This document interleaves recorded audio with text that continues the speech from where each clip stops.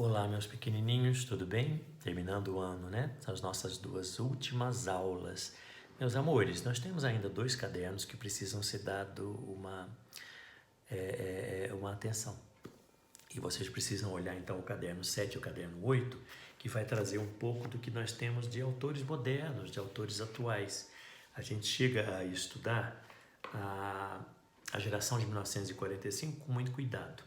E depois a gente fica um pouco alheio a essa geração mais nova, porque chega justamente no finalzinho do ano, né?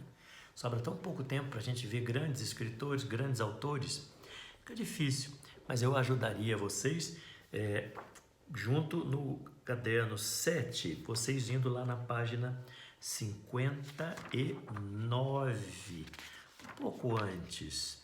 Vamos dar uma olhada na página 55, que a gente vai dar uma olhadinha na poesia brasileira, que vai de 1960 a 1980. Óbvio que nós vamos ter que falar das questões da ditadura militar, né? De 64, a gente vai ter o que a gente chama de a ditadura militar brasileira e logo daqui a pouco os anos de chumbo, os anos mais difíceis da ditadura brasileira. Então nós vamos ter grandes autores que vão fazer uma literatura muito contrária a essa ditadura, uma literatura que a gente poderia, se ouvíssemos a voz dos ditadores, chamada subversiva, aquela que subverte a ordem.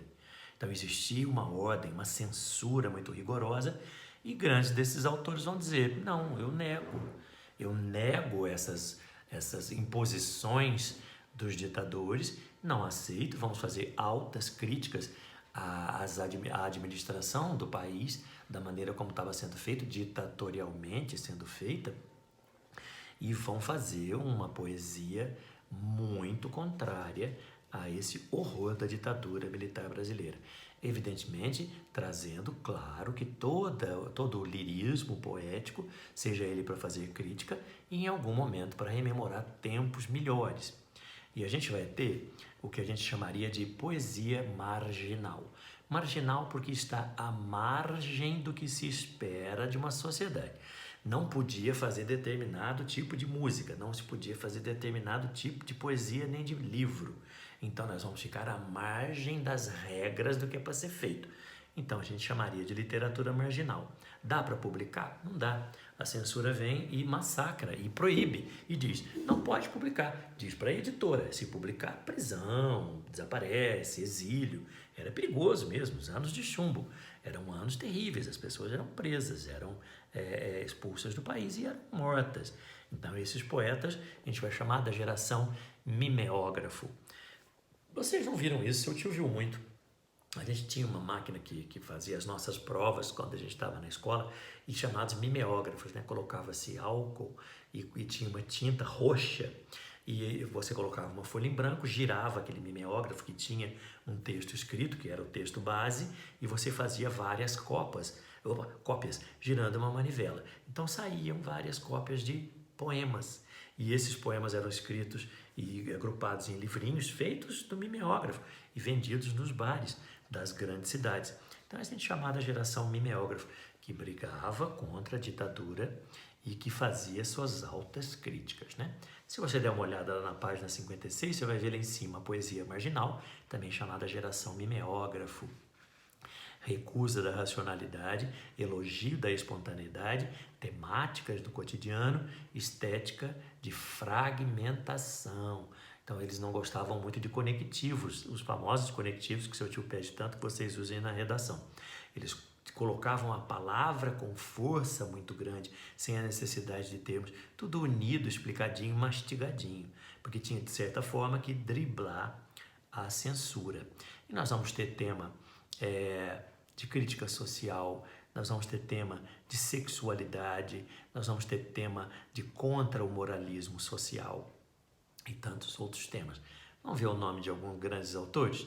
Tiago de Mello, Manuel de Barros, Paulo Leminski, Torquato Neto, José Paulo Paes, Ana Cristina César, que está caindo no vestibular, Adélia Prado, que é mineira, está viva, maravilhosa, encantadora, procurem Adélia Prado, e Hilda Hilst, que eu tive o prazer de conviver quando eu não morava em Muzambinho ainda. Ela foi minha amiga, a gente foi muito íntimo.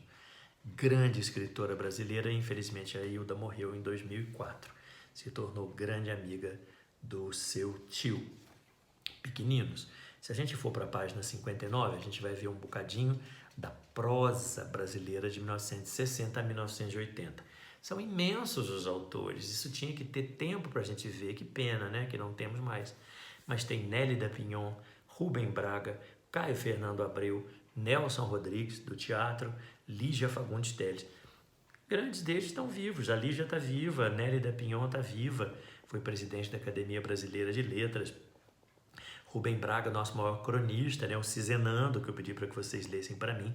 O Caio Fernando Abreu, que é o escritor brasileiro mais citado nas redes sociais. A escritora é a Clarice e o escritor Caio Fernando Abreu.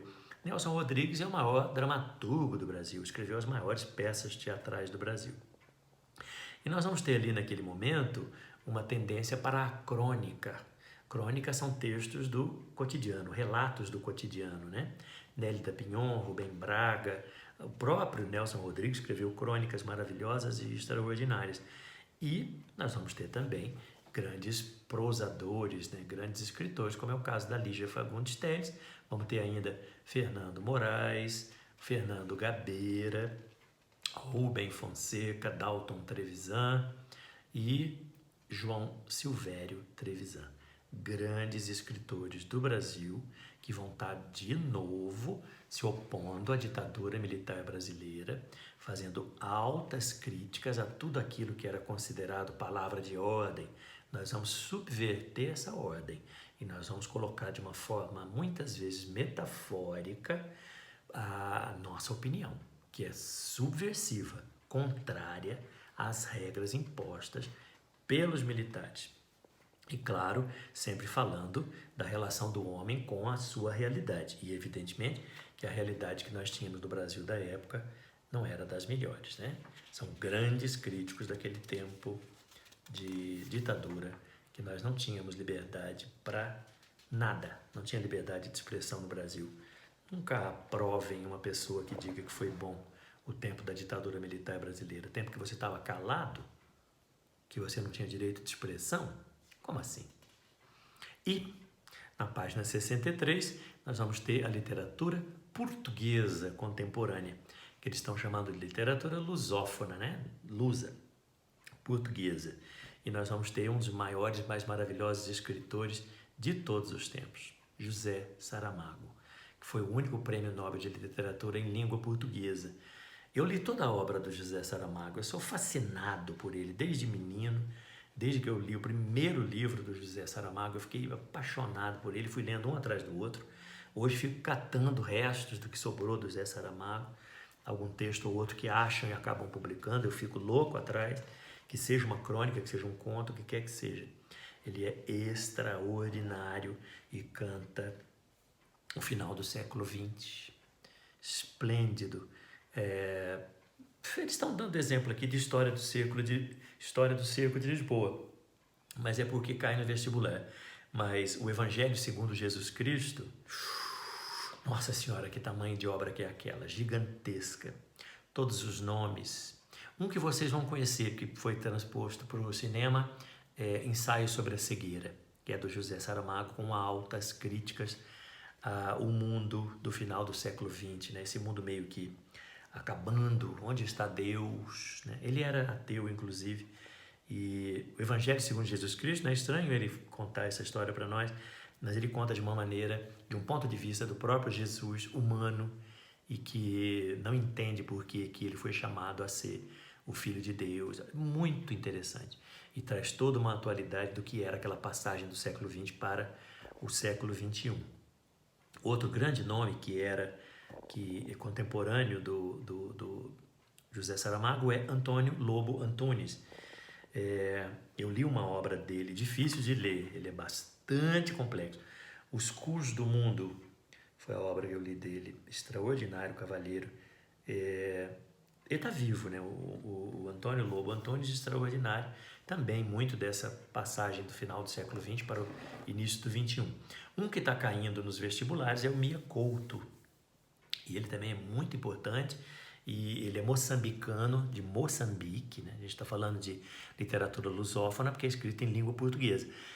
Moçambique fala português, Angola fala português, e o Mia Couto é um dos representantes dos escritores lá de Moçambique, que fala português.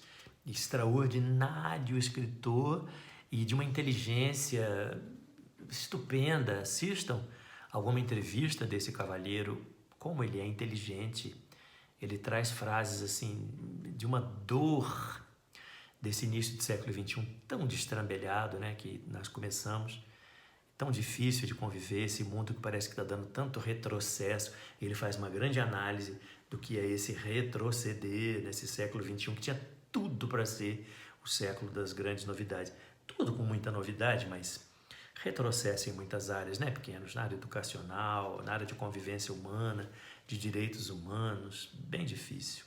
E um escritor angolano, que é o Pepe Tela, que escreveu Mayombe, que é uma obra que está caindo também nas estaduais paulistas, e no Mayombe ele fala sobre a libertação de Angola, que era um país que era colônia de Portugal e acaba se libertando nos anos 1970, e ele conta dos guerreiros de Mayombe, que era uma floresta, buscando a sua independência.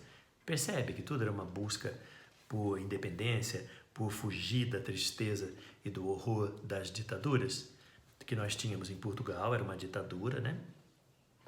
A ditadura do senhor Salazar e a ditadura brasileira, que vai até 1985. A ditadura portuguesa termina um pouco, começa muito antes, mas termina em 1974, na Revolução dos Cravos, que vocês devem saber muito bem do que eu estou falando. E na próxima aula eu termino com vocês. Até já!